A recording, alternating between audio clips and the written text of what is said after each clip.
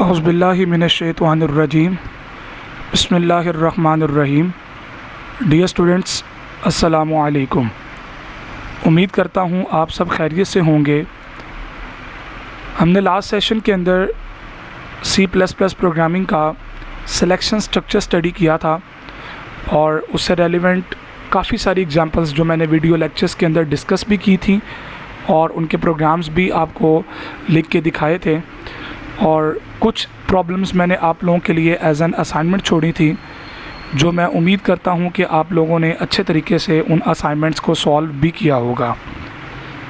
एक इंतहाई इम्पॉर्टेंट बात जो मैं यहाँ पे करना चाहता हूँ, स्टूडेंट्स, प्रोग्रामिंग एक ऐसी एक्टिविटी है जिसमें जब तक आप ख़ुद अपने आप को इन्वॉल्व नहीं करेंगे, प्रोग्रामिंग आपको समझ नहीं आएगी।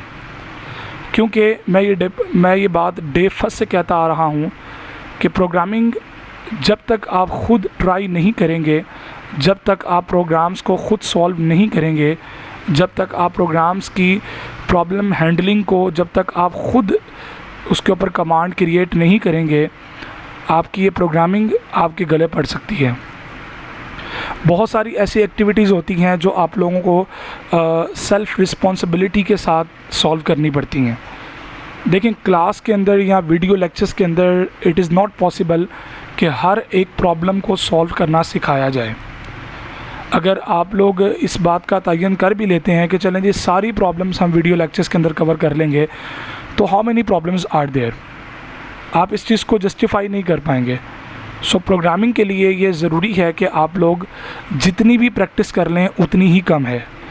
सो अगर आप लोगों ने लास्ट सेशन तक की प्रॉब्लम्स को सॉल्व नहीं किया तो आई विल सजेस्ट यू कि आप पहले उन प्रॉब्लम्स को प्रैक्टिस क्रिएट करें। चूँकि एडवांस टॉपिक पे हम अगर मूव कर जाएंगे तो इसका मतलब है कि प्रीवियस ऑल टॉपिक्स आप लोगों ने प्रॉपर तरीके से अंडरस्टैंड कर लिए हैं। जब तक आप प्रीवियस टॉपिक्स को अंडरस्टैंड नहीं करेंगे, आपको अगले टॉपिक समझ नहीं आएंगे। आज का हमारा जो टॉपिक है वो है आइटरेटिव स्ट्रक्चर, जिसे आप रेपिटेशन स्ट्रक्चर भी कहते हैं और सम ऑफ द टाइम, बल्कि मोस्ट ऑफ द टाइम, इसे आप लूप स्ट्रक्चर भी कहते हैं। लेकिन इस स्ट्रक्चर का जो प्रोग्रामिंग सेंस के अंदर नेम है वो है आइटरेटिव स्ट्रक्चर। अब ये आइटरेटिव स्ट्रक्चर होता क्या है, इसकी फंडामेंटल्स को पहले हम डिस्कस करते हैं, उसके बाद फिर हम इसकी एडवांस लेवल की वर्किंग को भी स्टडी करेंगे और जितना मुमकिन हो सकेगा मैं यहाँ पे प्रॉब्लम्स को एडअप भी करूँगा और उनके कुछ प्रोग्राम्स भी आपको लिख के दिखाऊँगा। लेकिन फिर वही बात जो मैं पहले भी कह के आया हूँ कि जब तक आप ख़ुद प्रैक्टिस नहीं करेंगे, प्रोग्राम्स को जब तक आप ख़ुद अपने हाथों से सॉल्व नहीं करेंगे, ये प्रोग्रामिंग आपसे नहीं होगी।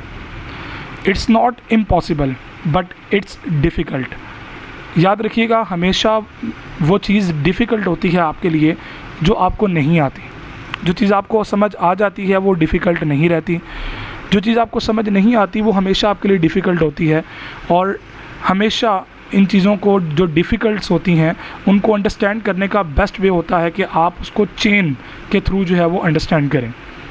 हर चीज़ का एक स्टेप 1 होता है, फिर स्टेप 2 होता है, फिर स्टेप 3 होता है एंड सो ऑन।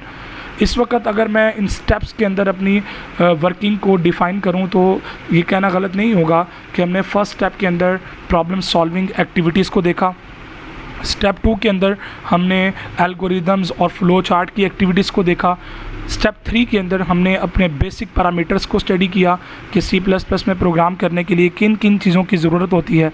स्टेप 4 के अंदर हमने फिर आगे इसके बेसिक प्रोग्रामिंग को अंडरस्टैंड किया। स्टेप 5 के अंदर हमने क्या किया कि अपने सिलेक्शन स्ट्रक्चर को स्टडी किया। अब 5 स्टेप्स जब तक आपके कॉन्सेप्ट्स क्लियर नहीं होंगे और जब तक आप लोगों ने इसके ऊपर प्रैक्टिस नहीं की होगी, आपको स्टेप 6 जो है वो आइटरेटिव स्ट्रक्चर में भी पॉसिबल कि आपको समझ ना आए। सो अगर किसी को यहाँ पे कोई कन्फ्यूजन होती है तो आई विल सजेस्ट यू कि आप इसको वीडियो को स्टॉप करें और इससे पीछे जो वो टॉपिक हमने डिफ़ाइन किए हैं, जैसे कि सिलेक्शन स्ट्रक्चर है, बेसिक एलिमेंट्स ऑफ C++ हैं, आप उनको स्टडी करें, आप उनको पढ़ें, उनकी प्रॉब्लम्स को सॉल्व करें, उनको अंडरस्टैंड करें। अगर आप सक्सेसफुली उन चीज़ों को ट्रीट करना, सक्सेसफुली उन चीज़ों को डील कर लेते हैं तो इट्स मीन दैट कि आप स्टेप 6 पे मूव कर सकते हैं। अब आप इसको स्टेप 6 का नाम दे दें, स्टेप 5 का नाम दे दें, स्टेप 7 का नाम दे दें, तो ये आपकी अपनी सेग्रीगेशन है। इसको जिस तरह से आप सेग्रीगेट करना चाहें you can do that. So let's start with the iterative structure. ये आइट्रेटिव स्ट्रक्चर होता क्या है, इसमें कौन कौन सी चीज़ें इन्वॉल्व होती हैं और किन चीज़ों को हम आइट्रेटिव स्ट्रक्चर का नाम देते हैं। So in our today life most of the things are repeated. आप रेपिटेशन स्ट्रक्चर भी कहते हैं इसको और आइट्रेटिव स्ट्रक्चर भी कहते हैं, इसे लूप भी कहते हैं। सो आपकी डेली लाइफ रूटीन के अंदर बहुत सारे काम ऐसे होते हैं जो रिपीट होते हैं। फॉर एग्ज़ाम्पल आप स्कूल जाते हैं या कॉलेज या यूनिवर्सिटी जाते हैं, तो आपके यूनिवर्सिटी जाने की जो रूटीन है वो डेली है। वीक में 4 डेज़, 5 डेज़, 6 डेज़ या जितने भी डेज़ आप ऑफिस अपने यूनिवर्सिटी जाते हैं, तो उनकी एक रेपिटिशंस उसके अंदर इन्वॉल्व होती है। घर से निकलते हैं, बस स्टॉप तक जाते हैं, बस लेते हैं, फिर कॉलेज पहुंचते हैं। सिमिलरली अगर आपके पास अपनी कन्वेंस है तो फिर आप घर से बाइक पे निकलते हैं। एक रूट होता है जिसको आप फॉलो करते हैं और रिपीटेड वे के अंदर आप वो काम डेली जो है वो रिपीट करते रहते हैं। So days and nights repeat themselves 30 times a month. महीने के 30 दिन, साल के 365 दिन या दिन के 24 घंटे या 1 घंटे के जो है वो 60 मिनट या जो भी आप इसको टर्म नाम देना चाहें वो रिपीट होती हैं। बहुत सारे काम ऐसे हैं जो रिपीट होते हैं। खाना लंच जो है वो रोज़ाना आप करते हैं, मे बी किसी दिन आप स्टॉप भी कर दें, मे बी कंडीशन की बेस पर है ना। अगर आपको भूख लगी हो या आपके खाने का टाइम रोज़ाना 2 बजे है तो डेफिनेटली आप 2 बजे खाना खाएंगे या 3 बजे तक खा लेंगे। बिज़ी थे तो 4 बजे खा लिया। भूख नहीं थी, लंच की बजाय आपने ब्रेकफास्ट हैवी कर लिया था तो लंच की ज़रूरत नहीं रही तो स्किप भी हो सकता है। तो इसका मतलब ये हुआ कि आपके जो रेपिटिशंस हैं वो कंडीशंस के ऊपर डिपेंड करती हैं। आपने किसी टैंक को फिल करना है, वो टैंक की फिल करने की जो कंडीशन है, आप मोटर लगाते हैं, पानी भरता है उसके अंदर, टैंक फुल होता है, उसके बाद आप टैंक को यूज़ करते हैं, टैंक एम्प्टी भी होता है। किसी दिन आप घर नहीं थे, टैंक यूज़ नहीं हुआ तो टैंक एम्प्टी नहीं होता। तो रेपिटेशन से मुराद क्या है कि किसी काम को ख़ास टाइम तक बार बार रिपीट करना, दैट इज़ कॉल्ड रेपिटेशन। और ऐसा स्ट्रक्चर जो रेपिटेशन फ़िलासफ़ी को यूज़ करता है उसे रेपिटेटिव स्ट्रक्चर कहते हैं या रेपिटेशन स्ट्रक्चर कहते हैं या आइट्रेटिव स्ट्रक्चर भी कहते हैं। 4 seasons replace each other every years. So कुछ चीज़ें रिप्लेस भी होती रहती हैं साल के हवाले से।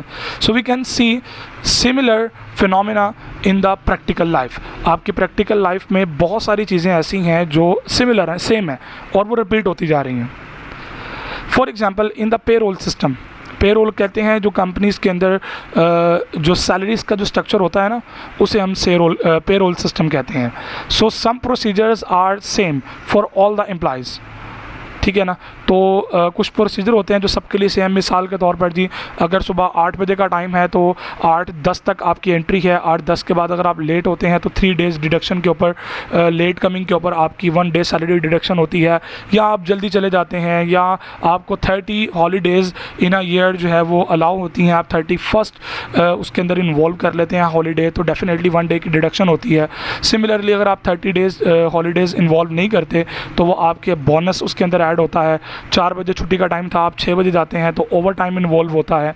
तो in a payroll system some procedures are same for all the employees. So these are repeatedly applied when dealing with the employees. तो रेपिटेशन का कॉन्सेप्ट यहाँ पे यूज़ होगा। So repetition is very useful structure in the programming. So programming के अंदर जो repetition का जो स्ट्रक्चर है वो बड़ा इंपॉर्टेंट है और काफ़ी यूज़फुल भी है। हम इसको बहुत सारी जगहों पे इस्तेमाल भी करते हैं। Let us discuss a problem to understand it carefully. मैं यहाँ पे एक प्रॉब्लम आपके सामने ऐड करता हूँ और मेरा ख्याल है कि इस प्रॉब्लम से आप चीज़ें ज़्यादा अच्छे तरीके से क्लियर कर लेंगे। So we have to calculate the sum of first 10 whole numbers. हमें क्या करना है कि पहले तो जो फर्स्ट 10 नंबर्स हैं उनको आपने ऐड अप करना है। होल नंबर 1 2 3 जो होते हैं ना, whole number without decimal point.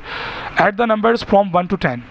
तो आप क्या करेंगे, आप एक सी आउट की स्टेटमेंट लिखते हैं। सम ऑफ फर्स्ट 10 नंबर इज़ 1 + 2 + 3 + 4 + 5 + 6 + 7 8 9 10। इस तरह सारे नंबर्स आप ऐड कर लेते हैं। This method is perfectly fine as the syntax is right. चूँकि सिंटैक्स ठीक है तो ये मेथड भी ठीक है। So this answer is also correct. ये जो आंसर इसका आएगा वो भी करेक्ट होगा। ठीक है ना। So this procedure can also be adopted while calculating the sum of numbers from 1 to 100। तो आप क्या करेंगे, 10 तक स्टॉप नहीं करेंगे, +11 +12 +13 एंड अप टू 99 +100। तो आप 100 तक के नंबर्स को प्लस करते जाएंगे। सो प्रोसीजर गलत नहीं है, प्रोसीजर आपका परफेक्टली फाइन है, क्योंकि सिंटैक्स ठीक है। अगर सिंटैक्स ठीक है तो प्रोसीजर डेफिनेटली ठीक होते हैं, तो आंसर भी डेफिनेटली करेक्ट आते हैं। The thing is we can write the above statement adding all the digits from 1 to 100। 100 तक के लिए हम क्या करेंगे, 100 को यूज़ कर लेंगे। So but this method will not be suitable for computing the sum of numbers from 1 to 1000। क्या करेंगे, 101 102 103 चलते जाएंगे, 99 999 1000 तक। The addition of a very big number, चलें शायद आप कहें जी कि 1000 तक आप कर भी लेते हैं, 10,000 तक करें, 1 मिलियन तक ऐड करें। सो सम टाइम क्या होगा कि बिग नंबर्स ऑफ डिजिट्स के रिजल्ट को आपके लिए बोरिंग ये बनती जाएंगी statement. So let's analyse it's carefully.